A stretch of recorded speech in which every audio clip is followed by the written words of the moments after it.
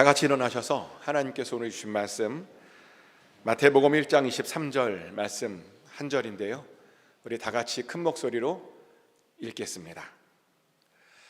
보라, 처녀가 잉태하여 아들을 낳을 것이요 그의 이름은 임마누엘이라 하리라 하셨으니 이를 번역한즉 하나님이 우리와 함께 계시다 함이라. 아멘. 자리에 앉겠습니다. Please be seated. 하나님의 평안이 여러분 심령 가운데 함께 하시기를 예수 그리스도 이름으로 축복합니다. 우리 기독교는 이름을 아주 중요하게 생각합니다. 왜냐하면 하나님께서 이름을 아주 중요하게 생각하셨기 때문이죠. 얼마나 하나님께서 이름을 중요하게 생각하셨냐면요, 하나님께서는 정말 사람들의 이름을 아주 자주 이렇게 많이 바꿔주시는 그런 장면들이 성경에 많이 나와 있다는 겁니다. 실제로 이름이 바뀐 사람들이요, 정말 성경 안에 많이 등장합니다. 그 중에 대표적인 사람이 누구냐면 아브라함이었습니다. 원래 아브라함의 이름이 뭔지 아십니까? 아브라함의 이름은 아브람이었습니다. 아브람이라고 하는 이름의 뜻은 어떤 뜻이냐면요, 존경받는 아버지라고 하는 그런 뜻을 가지고 있습니다. 그런데요, 그의 이름이 존경받는 아버지였잖아요. 그런데도 안타깝게도 100세가 넘을 때까지 그는 제대로 된 아들을 가지지 못했었습니다. 그래서 하나님께서 그에게 그 아브라함의 이름을요, 열국의 아버지라고 하는 이름의 뜻을 가진 아브라함으로 바꿔주셨습니다. 그러면서 약속해 주시기를 뭐라고 약속해 주시냐면 아브라함의 자손들이 별과 같이 많아질 것이다 라고 약속해 주셨습니다. 그랬더니 정말 그 이름대로요, 그 아브라함에게 아들이 태어났죠. 그리고 그 아들을 통해서 정말 수많은 자손들이 생긴 것을 우리는 잘 알고 있습니다. 이름을 바꿔줬더니 그 이름대로 그 삶을 살게 되었다는 겁니다. 또 이름이 바뀐 사람 중에는 누구도 있냐면요, 이스라엘도 있습니다. 이스라엘의 원래 이름의 뜻이 야곱이었습니다. 근데 이 야곱의 이름의 뜻이 어떤 뜻이었냐면요, 이름치고는 웃겨요. 발꿈치를 잡다라고 하는 그런 뜻이었습니다. 근데 그가 그런 좀 재밌는 이름을 갖게 된 이유가 있었는데, 왜 그랬냐면 태어날 때 그 형의 발꿈치를 쌍둥이였는데 잡고 태어났기 때문입니다. 뱃속에서 형과 누가 먼저 태어날 것인지를 경쟁했다는 거죠. 경쟁하다 보니 먼저 태어나려고 형의 발꿈치를 잡고 태어났다는 겁니다. 그러다 보니 그 야곱의 이름 안에는 어떤 뜻이 담겨져 있었냐면요, 욕심과 경쟁, 그런 뜻이 그 이름 안에 담겨져 있게 되었습니다. 그리고 그래서인지 야곱은 그 이름대로 정말요, 늘 형과 경쟁했고 늘 형과 싸웠습니다. 그러다가 마침내는 어떤 일까지 벌어졌냐면 형의 축복까지 가로채게 되는 그런 안타까운 일까지 하게 되죠. 하지만 하나님께서 원하시는 야곱의 인생은 형과 싸우고 경쟁하고 축복을 뺏는 그런 것이 아니었습니다. 그래서 하나님께서 그 야복강가에서요, 그 야곱의 이름을 마침내 다른 이름으로 이스라엘이라고 하는 이름으로 바꿔주시게 되죠. 하나님께서 이기게 하신 자라고 하는 그 이름을 가진 이스라엘로 그 이름을 바꿔주신 겁니다. 그랬더니 그 다음부터 야곱이요, 정말 하나님께서 이기시는 그 이름 그 뜻대로 살게 되죠. 자기가 막 이기려고 해서 이기는 것이 아니라 하나님께서 야곱을 이기게 해주시는 그런 놀라운 삶을 살게 되었다는 겁니다. 그리고 그랬더니 놀랍게도요, 형의 분노가 풀렸다라고 성경은 이야기합니다. 이름이 바뀌었더니 형과 사이가 안 좋았는데 그 사이가 아주 좋아졌다라고 성경은 이야기하고 있다는 겁니다. 이렇게 하나님께서는 이름을 바꿔주시고 이름뿐만 아니라 그 사람의 인생까지도 바꿔주시는 장면들이 있습니다. 그리고 또 어떤 때는요, 아예 태어날 때 그 이름을 주고 시작한 사람들도 있었습니다. 그 대표적인 사람이 누구였냐면 아담이었죠. 하나님께서 최초의 인간으로 아담을 창조하셨습니다. 근데 창조하시고 그 아담에게 아담이라고 하는 이름을 주셨습니다. 근데 아담의 이름의 뜻이 뭔지 혹시 들어보셨습니까? 아담? 예, 아담의 뜻은 사람이라고 하는 그런 뜻입니다. 동물과 다르다는 겁니다. 영을 가지고 하나님의 형상을 닮았다는 겁니다. 그리고 그렇게 닮았기 때문에 하나님과 교제할 수 있는 그런 특별한 존재라는 겁니다. 그런 뜻의 이름을 가진 사람이라고 하는 이름을 아담에게 붙여 주었던 겁니다. 또 태어나면서부터 이름을 받은 사람 중에는 세례 요한도 있었습니다. 세례 요한의 아버지는 천사로부터 이런 이름을 이렇게 받았습니다. 누가복음 1장 13절 말씀인데요, 천사가 그에게 이르되 사가라여 무서워하지 말라. 너의 간구함이 들린지라 내 아내 엘리사벳이 내게 아들을 낳아 주리니 그 이름을 요한이라 하라. 아멘. 천사가 사가라에게 말하기를 그 이름을 요한이라고 지어주랍니다. 그럼 도대체 이 요한이라고 하는 그 이름에 어떤 뜻이 있길래 하나님께서는 그에게 그런 이름을 주셨던 것일까요? 그래서 찾아보았더니요, 요한이라고 하는 이름의 뜻에는 어떤 뜻이 있냐면 여호와는 자비로우시다라고 하는 그런 뜻이 담겨져 있었습니다. 그러니까요, 하나님의 자비하심을 세상에 보여주기 위해 세례 요한을 그 땅에 보내주셨다라고 하는 그런 뜻이었던 겁니다. 실제로 세례 요한은요, 하나님의 자비하심을 보여주는 삶을 살았습니다. 세례 요한은 광야에서 사람들에게 회개의 세례를 베풀었죠. 그리고 그 회개의 세례를 통해서 하나님의 자비가 정말 그 땅 가운데 모든 사람 가운데 임하는 그 일에 세례 요한이 쓰임 받았다는 겁니다. 근데 그뿐만이 아니고요, 세례 요한은 예수님께서 오시는 그 길을 평탄하게 만드는 일도 했습니다. 그래서 세례 요한 덕분에 모든 육체가 하나님의 구원하심을 볼 수 있게 되었다는 겁니다. 이렇게요, 세례 요한도 그 이름 그대로 쓰임 받았음을 우리는 알고 있습니다. 그런데요, 하나님께서 예수님에게도 이름을 지어주셨어요. 심지어 예수님은 2개의 이름을 가지고 계셨습니다. 예수님께서 태어나시기 이전에 사람들에게 알려진 예수님의 이름이 있었는데 그 이름이 어떤 이름이었냐면요, 임마누엘이라고 하는 이름이었습니다. 그 이름은 이사야서에 이렇게 등장을 합니다.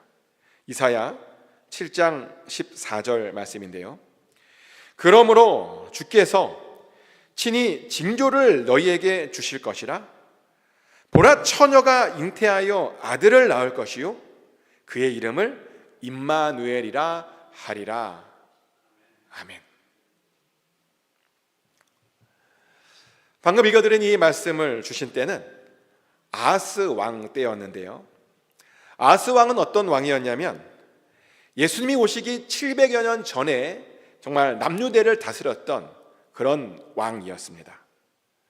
그런데 열심히 아하스 왕이 이스라엘을 다스리고 있었는데 갑자기 그 북쪽 이스라엘 사람들과 아람 왕이 남유대를 함께 쳐들어온 그런 일이 벌어졌습니다.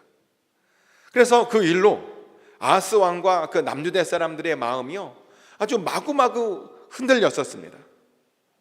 그러자 그것을 보고 이사야가 아하스 왕에게 찾아가서 이런 말씀을 전하게 되는 거예요. 뭐라고 전하냐면, 그들 쳐들어오는 사람들은 연기나는 두 부직갱이 그루터기에 불과하다고, 그러니까 절대로 두려워하거나 절대로 낙심할 필요가 없다고, 그들이 지금 어떤 계획을 세웠는데 그 계획은 절대로 이루어지지 않을 거라고, 그리고 그들이 그렇게 쳐들어왔는데 그 일 때문에 북이스라엘은 망하게 될 것이라고, 그렇게 이사야가 예언했습니다.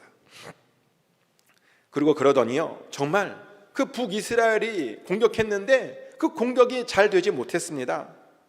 그러더니 정말 얼마 있다가 그 북이스라엘은요, 그 아수르에게 정말 그 예언대로 멸망을 당했습니다. 그 예언대로요, 정말 그대로 이루어졌다는 겁니다. 그런데요, 안타깝게도 그 당시 아하스 왕은요, 그 이사야의 말을 들었음에도 불구하고 그 말들을 잘 믿지 못했습니다. 그러다 보니 하나님께서요, 그 믿음 없음에 너무나 답답해 하셨죠. 그래서 아하스 왕에게 그렇게 믿지 못하면 징조를 하나 구해보라고 그렇게 명령했습니다. 근데요, 믿음이 없는 그 아하스 왕이 징조도 구하지 못하는 거예요. 뭐라고 징조를 구하지 않냐면, 자기는 감히 여호와를 시험하지 않겠다라는 말까지 하면서 징조를 구하지 않았습니다. 근데요, 보면 꼭 믿음 없는 사람들이 하나님께서 뭐 하라고 하면 안 하고, 하지 말라 그럴 때 꼭 해요. 참 신기해요, 믿음 없는 사람들이. 하나님의 뜻을 잘 모르다 보니까 막 하나님의 말씀을 막 제멋대로 해석해서 하나님의 뜻과는 정반대의 삶을 항상 그렇게 꼭 살아간다는 겁니다, 믿음 없는 사람들이. 근데 보면 아하스도 그랬어요. 그래서 이사야가 아하스에게 이렇게 화를 내요. 뭐라고 화를 내냐면, 지금 징조를 작은 일로 여겨서 지금 하나님의 명령을 불순종하고 있는 것이냐고. 그렇게 불순종하는 것은 지금 하나님을 괴롭히고 있는 것이라며, 그렇게 이사야가 아하스 왕에게 화를 냈습니다. 그러면서 이사야가 예언을 하나 해주게 돼요. 예언을. 근데 그때 어떤 예언을 해주냐면, 그때 해준 예언이 바로 이 처녀가 잉태해서 아들을 낳을 것이다 라고 하는 그 예언을요, 바로 그때 해 주었던 예언이라는 겁니다. 그러면서 예언만 해준 것이 아니라 그 아들의 이름이 임마누엘이다 일 것이다 라고 그런 말까지 해 주었습니다. 그러다 보니 사람들이 그 임마누엘을 열심히 기다렸습니다. 물론 어떤 이들은 임마누엘로 오시는 분들을 기다리지 않았어요. 왜냐하면 그 임마누엘에 대한 예언이 아하스의 아들인 히스기야를 통해서 이루어졌다라고 꽤 많은 사람들이 그렇게 생각했기 때문입니다. 히스기야를 통해서 이루어졌대요. 그럼 이제 이런 생각이 드는 거예요. 그러면 히스기야의 어머니도 처녀였나? 아니죠.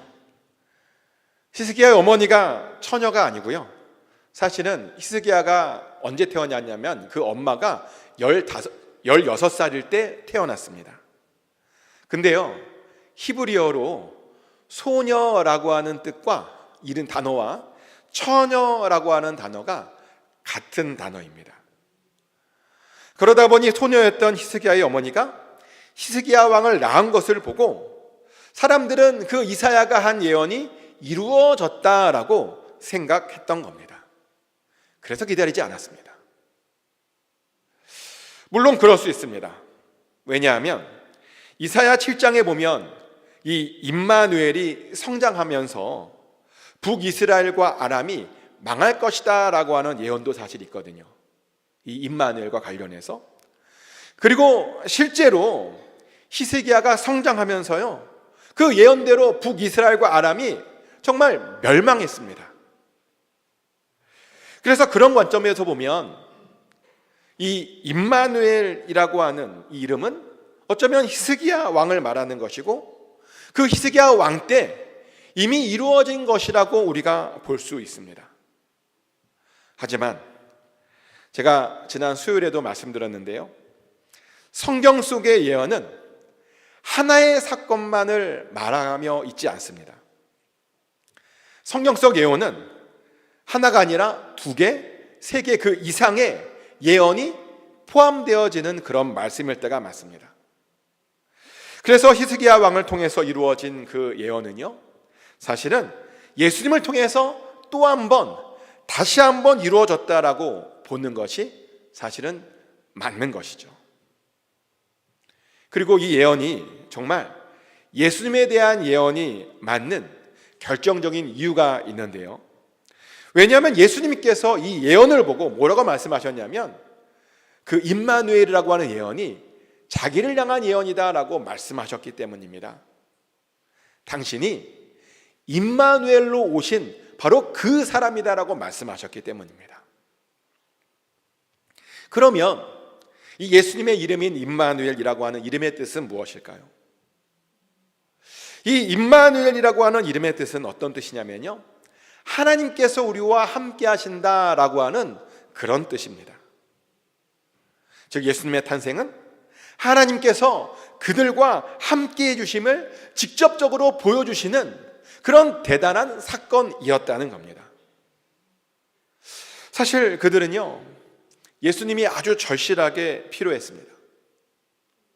왜냐하면 그 당시에 정통 유대인이 아니라 이방 출신의 헤롯이 말도 안 되게 지금 그들을 지배하면서 왕으로 있었기 때문입니다. 그리고 또요, 나름 지도자라고 하는 사두개인들과 바리새인들이요, 정말 너무 형편없이 그렇게 있었기 때문입니다. 그들의 백성들을 잘 인도해야 되는데 서로 둘이 싸우기에 너무 바빴습니다. 그러다 보니까 백성들이요, 너무 힘들었습니다. 나라가, 지도자들이 그들을 보호해주지 않다 보니, 인도해주지 않다 보니 그들은 각자가 자기 자신을 스스로 보호하며 살 수밖에 없었습니다. 때문에요, 정말 많은 사람들이 하나님을 찾았습니다. 정말 많은 사람들이 하나님이 필요하다라고 외쳤습니다. 도대체 하나님께서는 어디 계시냐고, 이제 좀 와달라고 그렇게 외쳤습니다. 그런데요, 그때 하나님께서 그들에게 응답해 주셨던 겁니다. 내가 너희와 함께하고 있다는 것을 예수 그리스도의 그 나심을 통해서 직접 그들에게 보여주셨던 겁니다. 그래서인지 그 당시에 정말 많은 사람들이 예수님 덕분에요, 회복이 되었음을 우리가 알고 있죠. 정말 많은 사람들이 예수님 덕분에 다시 하나님을 만났답니다. 정말 많은 사람들이 예수님 덕분에 다시 하나님의 나라, 그 영원한 나라를 꿈꿀 수 있게 되었답니다. 근데 그걸 아십니까? 하나님께서는요, 그들하고만 함께 계셨던 것이 아닙니다. 하나님께서는 오늘 우리와도 함께 계심을 믿으시기 바랍니다. 아멘. 임마누엘의 그 하나님께서 지금 우리와도 함께 주신다는 겁니다.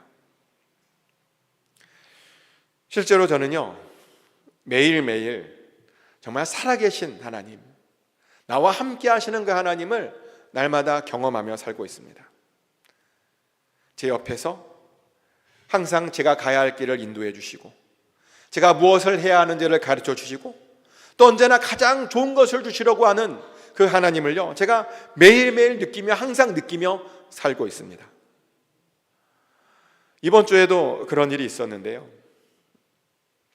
사실 이번 주에 제가요, 해결해야 할 그런 문제를 하나 가지고 좀 고민하며 있었습니다. 사실 그 문제는 몇 주 동안 생각을 하면서 해결하려고 했는데 답이 안 보여서 불가능한가? 포기해야 되나? 라고 하는 그런 생각을 가지고 있었던 그런 문제였습니다. 그런데요, 새벽에 새벽 예배 때 나와서 기도를 하는데 갑자기 하나님께서 환상을 보여주시는 거예요.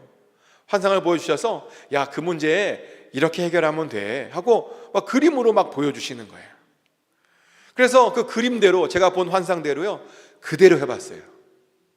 그랬더니 정말 그 문제가 너무 깔끔하게 해결되었습니다. 이렇게 하나님께서는 이번 주도 저와 동행해 주셨습니다. 하지만 세상 사람들은 이런 말을 하더라고요. 하나님이 어디 있느냐고. 하나님이 있다면 어떻게 저렇게 악한 사람들이 저렇게 멀쩡하게 심판받지 않으며 저렇게 평안하게 살 수 있느냐고.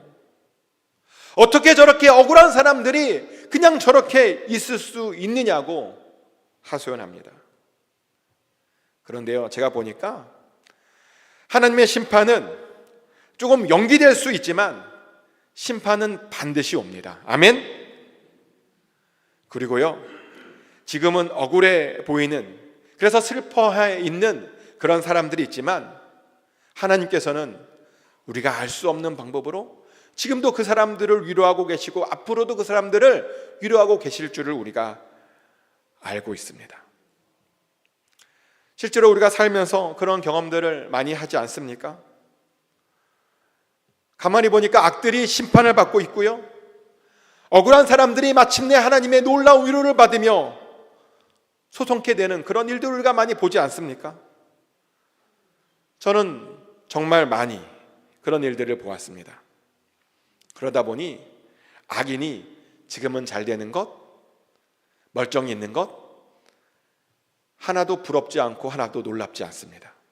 그리고요, 억울한 일을 당해도 위로함을 받을 줄 알다 보니 별로 낙심되지도 않습니다. 왜냐하면 우리가 믿는 하나님은 임마누엘의 하나님이시기 때문입니다. 지금도 우리와 함께 하시는, 우리와 역사하시는, 우리를 도우시는 그런 하나님이시기 때문입니다. 또한 우리 예수님의 이름 중에는 놀랍게도 예수라고 하는 이름도 있습니다. 이 이름은 마리아의 남편인 요셉이 꿈에서 천사들에게 받은 그런 또한 귀한 이름이죠. 근데 이 예수라고 하는 이름의 뜻 혹시 알고 계시는 분 계십니까?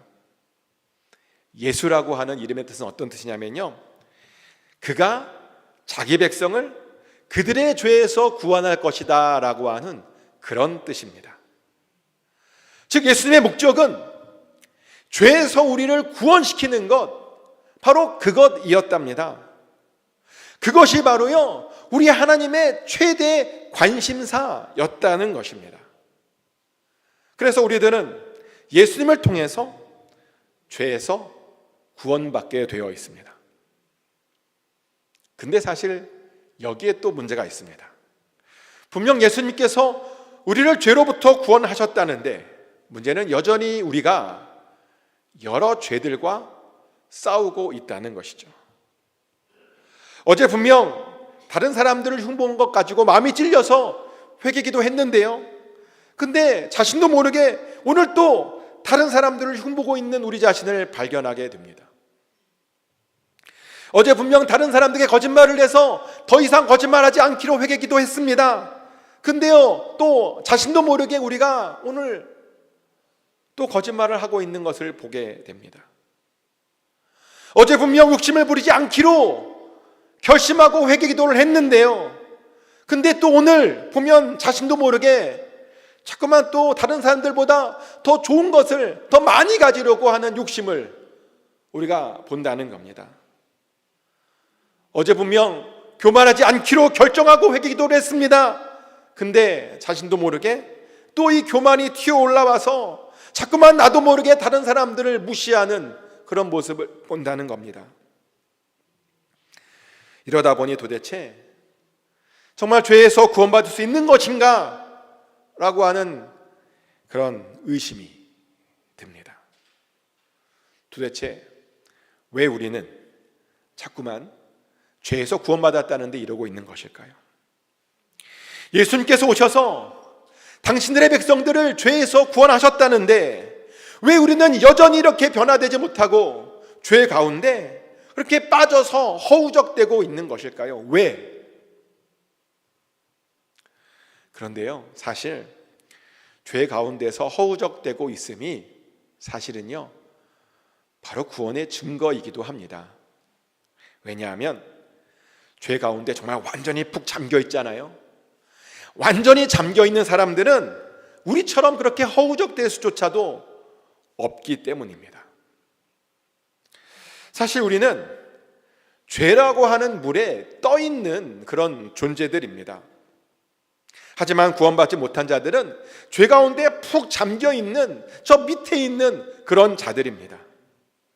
그들은 잠겨 있기 때문에요, 허우적될 수가 없습니다. 하지만 우리는 떠 있기 때문에 더 잠겨지지 않으려고, 더 빠지지 않으려고, 그래서 우리가 허우적되는 것입니다. 그리고 우리가 죽게 되면 비로소 영화의 단계에 들어서 이 죄라고 하는 물속에서 완전히 빠져나올 수 있게 되는 것이죠. 그래서요, 정말 죄송한 이야기인데 죽기 전까지는 계속 그렇게 허우적 되셔야 됩니다. 그래서 우리가 허우적 될 때마다요, 내가 구원받아서 이런 거지, 내가 지금 구원받아서 이렇게 왔다 갔다 거리는 거야 라고 감사하며 사셔야 됩니다. 예수님께서 우리를 구원하셨음에, 죄에서 구원하셨음에 우리가 감사하며 그렇게 살아야 된다는 겁니다. 근데 정말 그래요. 정말 예수님께서 우리를 죄에서 구원하시기 위해서 그 일 때문에 우리 가운데 오셨습니다. 아멘? 근데 더 놀라운 것은 단순히 우리를 죄에서 구원시키려고만, 그것을 위해서만 이 땅 가운데 오신 것은 아니라고 또 말합니다. 우리에게요, 가장 좋은 선물을 주시기 위해서 또 오셨다라고 성경은 말합니다. 실제로 예수님을 믿는 자들에게는 아주 놀라운 선물이 예정되어 있답니다. 하나님께서요, 당신의 자녀들에게 주시려고 예비해 놓으신 그런 선물들이 굉장히 많답니다. 그리고 이 선물들은 우리가 감히 상상도 못했던 그런 선물이랍니다. 예전에 어떤 분으로부터 이런 간증을 들은 적이 있습니다. 자신이 미국에 와서 가장 좋은 건 뭐냐면 최고의 선물을 주시는 그 하나님을 자기가 미국에 와서 경험했대요. 자신은요, 이 말씀대로 임하시는 그 하나님을 경험했답니다. 어떤 말씀이냐면 고린도전서 2장 9절 말씀인데요, 기록된 바 하나님이 자기를 사랑하는 자들을 위하여 예비하신 모든 것은 눈으로 보지 못하고 귀로 듣지 못하고 사람의 마음으로 생각하지도 못하였다 함과 같으니라. 아멘. 당신께서 사랑하시는 자들에게 아주 놀라운 것들을 예비해 주셨는데, 그 예비해 주신 것들은 아주 정말 기가 막힌 것들이다라고 말을 합니다. 어떤 것들이냐? 그것들은요, 지금까지 눈으로 보지 못했던 것들이랍니다. 그것들은요, 지금까지 우리 귀로 듣지 못했던 것들이랍니다. 그것들은 지금까지 사람들의 마음으로 품지 못했던, 생각하지 못했던 그런 것들이랍니다. 그런 것들을 지금 하나님께서 우리에게 주시려고 예비하시고 계신답니다. 그런데요, 그분이 그런 선물을 미국에 와서 받았다라고 하는 간증을 해 주셨습니다. 근데 정말 맞습니다. 우리 하나님께서 우리들에게 주시는 것들은요, 우리가 전혀 생각하지 못했던 그런 놀라운 것들입니다. 우리가 상상하지 못했던, 생각하지 못했던 그런 것들입니다. 그런데요, 예수님께서 우리들에게 바로 그런 것을 주시기 위해서 오셨다는 겁니다. 임마누엘로 오셔서 우리와 함께 해주시고 그런 선물까지 주시고 앞으로 주실 것이라는 겁니다. 그래서요, 우리들의 의무는 뭐냐? 예수 믿고 그 선물을 받는 겁니다. 축복하는 것은 이번 크리스마스를 잘 준비하셔서, 2주 남았어요. 잘 준비하셔서 꼭 하나님과 함께 그 선물 받으시길 축복합니다. 그래서 죄에서도 받고 최고의 크리스마스 선물을 받아 누리시기를 예수 그리스도 이름으로 축복합니다. 이 시간에 같이 기도하기를 원하는데요, 기도 제목 이번 크리스마스 2주 남았는데 우리가 잘 준비하길 원합니다. 그래서 크리스마스 기간 동안에 하나님과 함께 하심을, 또 그 이후에도 하나님의 함께 하심을 경험하게 해달라고, 또 죄로부터 항상 구원시켜 달라고, 그리고 하나님께서 예비하신 그 선물을 꼭 받아 누리게 해달라고 우리 다 같이 한 목소리로 기도하겠습니다. 기도합니다. 하나님, 아버지 하나님, 크리스마스가 2주 앞으로 다가왔습니다. 아기 예수의 오심을 다시 한번 기억하며, 특별히 임마누엘과 예수라고 하는 이름으로 오신 그 아기 예수를 기억하며 우리가 잘 준비하기를 원합니다.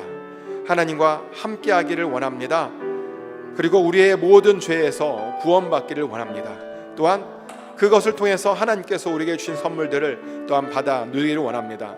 하나님께서 우리를 위하여 준비해 놓으신 그 선물은 우리가 상상도 못하고 보지도 못했던 것들이라고 하셨는데, 그 선물을 우리가 반드시 받아 누릴 수 있기를 원하오니 아버지 하나님, 우리가 그 선물을 받게 하여 주시옵소서. 잘 준비하여 그 선물을 반드시 받게 하여 주시옵소서. 사랑의 하나님, 오늘 우리는 예수라는 이름 속의 의미와 임마누엘이라고 하는 이름 속의 의미에 대해서 같이 살펴보았습니다. 예수 그리스도께서 우리의 죄를 위해서 이 땅에 오셨음을 깨닫고 죄로부터 언제나 승리하게 하여 주시옵소서. 또한 언제나 우리와 함께 하여 주시옵소서. 이번 성탄절 우리가 생각하지도 못한 놀라운 선물들이 예비되고 준비되어 있을 줄 믿습니다. 기가 막힌 복들이 임하게 될 줄 믿습니다. 우리와 함께 하여 주시는 예수 그리스도의 이름으로 기도드렸습니다. 아멘.